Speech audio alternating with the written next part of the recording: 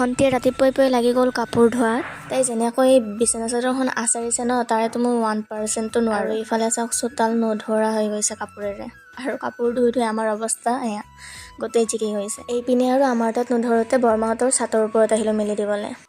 বাৰু আজি আমাৰ আত্মীয় এজন খুৰাৰ শ্ৰাদ্ধ, তাৰ বাবে আমি এইবোৰ ধোৱা গ'ল। আৰু এইপিনে আইতা আৰু মই আহিলোঁ দৈ চিৰা খাবলৈ। তাৰপিছত আবেলি বৰমাহঁতৰ পৰা কাপোৰখিনি আনিবলৈ গ'লোঁ। তো এয়া ভণ্টি কাপোৰ লৈ আছে, আৰু এইপিনে মোক চাওক বগৰীডাল দেখি কিনে লোভ সামৰিব নোৱাৰিলোঁ। আৰু এইপিনে তললৈ আহি চাওকচোন, এই কণমানিটো ৰাউণ্ড ঘূৰি আছে তাৰ নিজৰ গাড়ীখন লৈ কিনে, ইমান যে মৰম লাগে। এইপিনে গধূলি আৰু মাক আৰু দেউতাকৰ লগত আহিলে আমাৰ ঘৰলৈ, আৰু এয়া চাওকচোন মোক চেণ্ডেল খুৱাই দি আছে, আৰু কিবা আনন্দ পায় সেইটো চাই কিনে ইমান হাঁহি।